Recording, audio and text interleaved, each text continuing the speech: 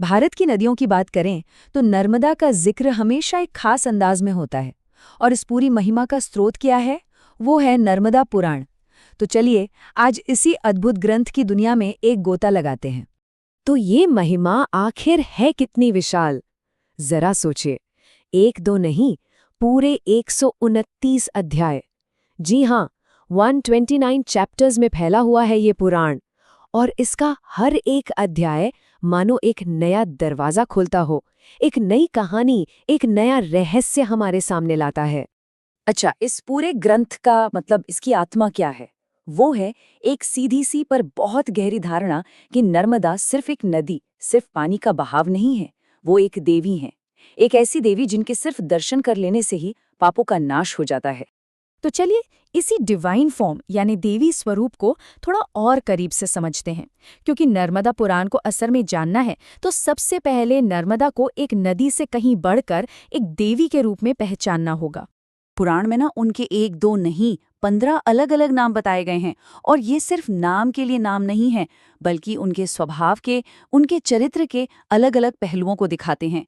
जैसे एक बहुत ही प्रसिद्ध नाम है रेवा। रेवा का अपना एक गहरा आध्यात्मिक मतलब भी है, और ये नाम उनके चंचल बहते हुए स्वभाव को भी दिखाता है। अब आते हैं एक बहुत ही दिलचस्प पहलू पर। देखिए, आमतौर पर हम कहानियां सुनते हैं इंसानी समय के हिसाब से, 100 साल, 1000 साल। लेकिन ये पुराण, ये नर्मदा की कहानी को हमारे टाइम स्केल से नहीं मापता। ये इसे मापता है ब्रह्मांडीय युगों में, जिन्हें कहते हैं कल्प। इसका मतलब क्या हुआ? मतलब ये कि जब ये दुनिया बन रही थी, बिगड़ रही थी, तब भी नर्मदा थी। पूर्व कल्प से लेकर मयूर कल्प, फिर बक कल्प, और आज का जो हमारा युग है वराह कल्प, इन सब में नर्मदा का प्रवाह हमेशा से रहा है। वो शाश्वत है, समय से भी परे।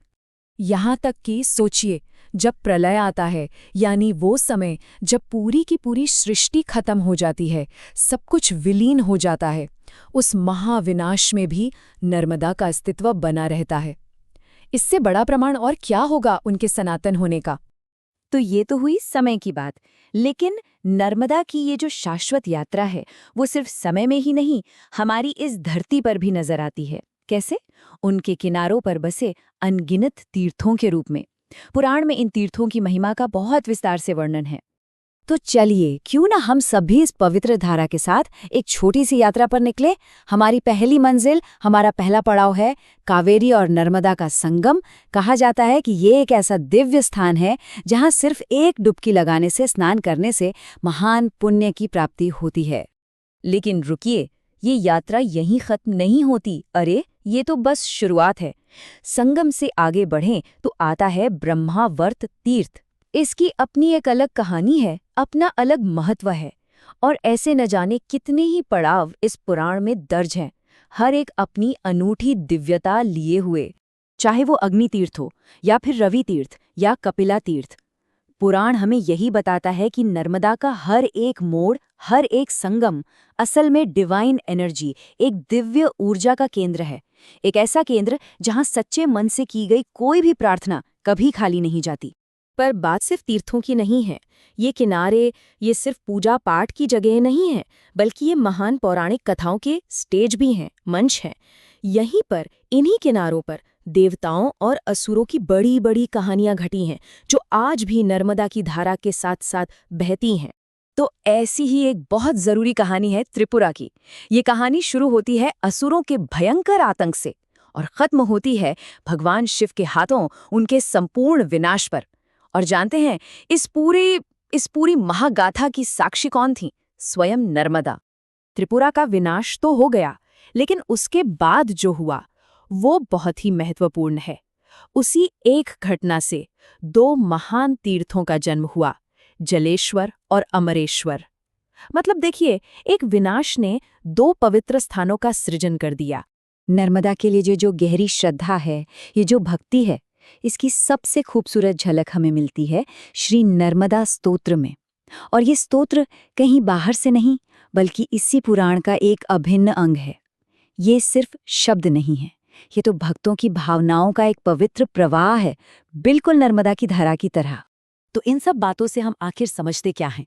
यही कि नर्मदा पुराण कोई पुरानी धूल फांकती किताब नहीं है।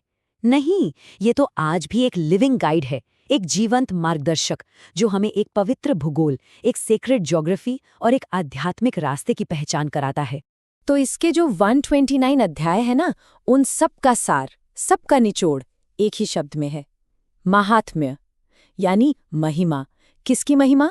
नर्मदा के देवी रूप की महिमा, उनके किनारों पर बसे तीर्थों की महिमा और उन महान कथाओं की महिमा जिनका इतिहास नर्मदा के प्रवाह से हमेशा हमेशा के लिए जुड़ गया है। और ये पूरी चर्चा हमें एक बहुत ही गहरे सवाल के सामने लाकर खड़ा कर देती है। जरा सोचिए, आखिर ये होता कैसे है?